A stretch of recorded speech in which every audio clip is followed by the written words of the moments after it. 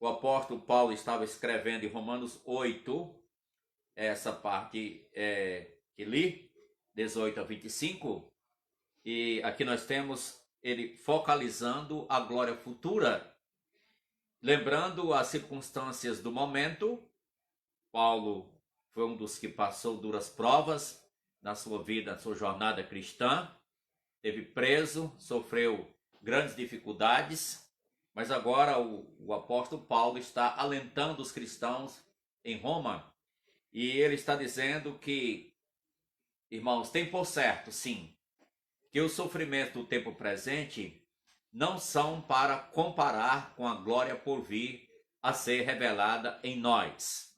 Pois bem, você há de convir que esse capítulo 8 de Romanos, ele está indo aqui num ritmo, e ele termina no mesmo ritmo quando está mostrando a vitória, o canto de vitória que vem sobre o cristão, aquele que está firmado, consolidado na rocha, que é nosso Senhor Jesus. Portanto, ele chega a declarar no início que tem por certo que as circunstâncias, o sofrimento do tempo presente não pode ser comparado com a glória por vir a ser revelada em nós.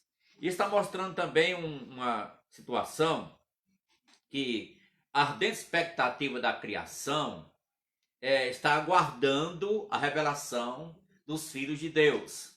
Olha, a criação está aguardando na sua expectativa a revelação dos filhos de Deus. Isto é o momento da glorificação. E quando se fala no momento da glorificação, lembra que, por enquanto, todos estão no mesmo barco, né? Sujeito a situações da vida, sujeito a circunstâncias, a doença, a problemas, isso é uma realidade. Apesar de que em nosso tempo tem aqueles que focalizam que você estará imune de qualquer problema ou doença se você acredita em Deus e você faz determinada ação para com aquele segmento que está se propagando naquele momento. Mas isso não é verdade. A Bíblia está dizendo aqui, Romanos 8, 20, a criação está sujeita à vaidade, isto é, mudanças, não voluntariamente, não é porque quer, mas por causa daquele que a sujeitou. Então, Adão, quando introduziu o pecado do mundo, então ficou à mercê toda a criação das circunstâncias terreais, as quais a gente pode enfrentar, enfrenta sim, e aqui está mostrando. E disse aqui que na situação que as pessoas se encontram, o mundo em geral, o crente está no mesmo barco. Olha aqui o verso número 23.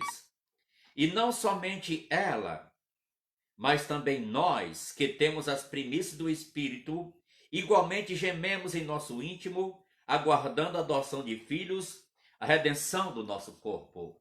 Então está mostrando aqui que nós estamos sujeitos como crentes também a ter os mesmos problemas que todo mundo tem.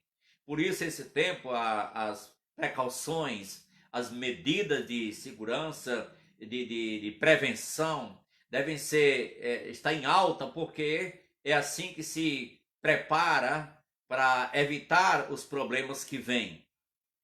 Diz a Bíblia que o simples, o sábio, ele vê o mal e se esconde, né? O simples passa à frente e leva a pena. Então é importante que nós tenhamos a devida cautela, os cuidados necessários. Mas uma coisa, é algo que vem para afetar a humanidade, e nós estamos aqui com base na Escritura dizendo que todos estão sujeitos. Agora, nós confiamos em Deus, esperamos nele que ele há de fazer, claro, o melhor para com os seus. E na realidade, esses problemas que estão acontecendo, venham cooperar para o bem daqueles que amam a Deus. É verdade? Então isso é o melhor. Esse próprio capítulo 8 de Romanos que li, ele está dizendo lá na frente, que no verso 28, que todas as coisas cooperam para o bem daqueles que amam a Deus, daqueles que são chamados segundo o seu propósito. Olha, há poucos dias tivemos um sepultamento aqui na cidade de Santa Cruz, de uma família, um membro de uma família que é daqui da região de São Bento do Trairi, que mora em Natal e que veio aqui para Santa Cruz para o sepultamento. Ela já uma idade um pouco avançada e foi vítima então da doença e foi a óbito. Estava lembrando de ontem para cá, é uma família muito querida, foi a familiares da irmã Edilânia, a sua mãe, né?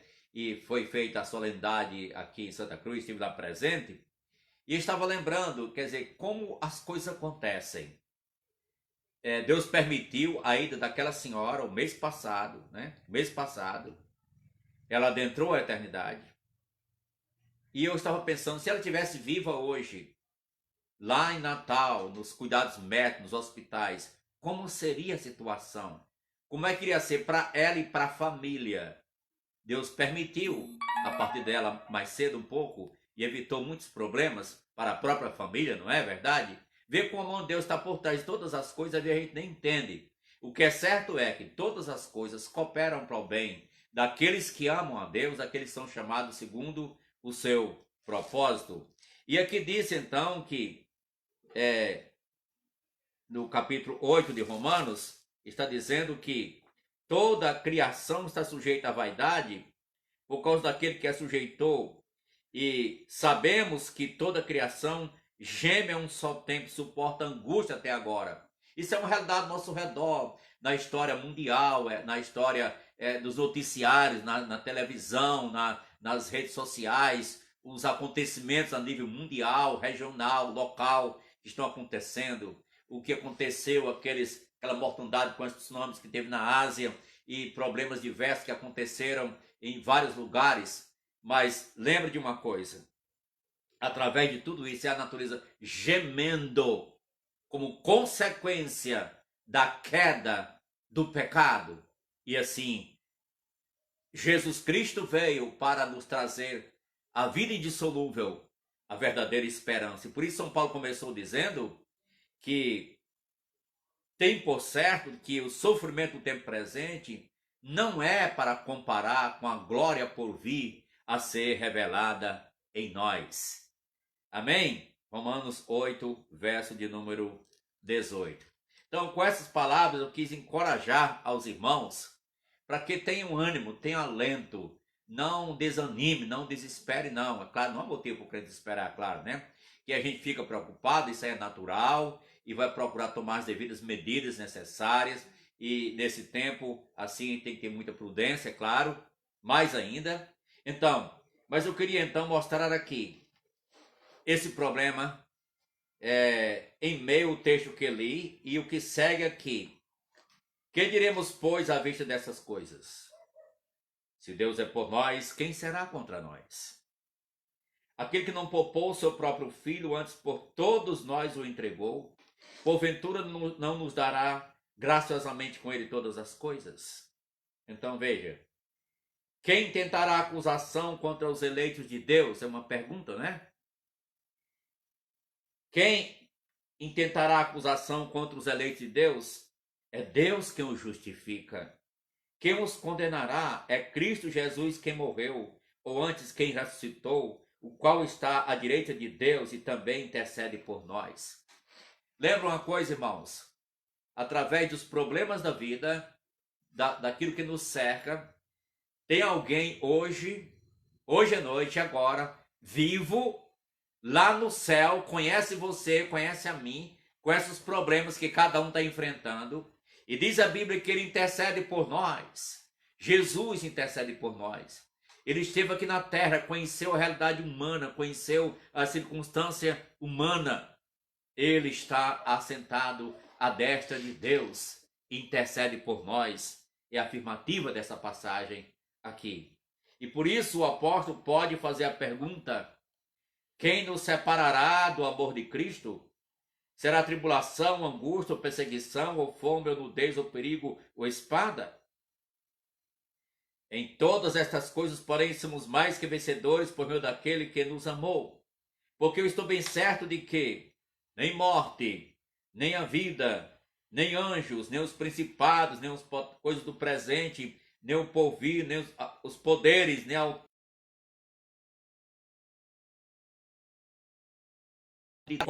o amor de Deus que está em Cristo Jesus, nosso Senhor.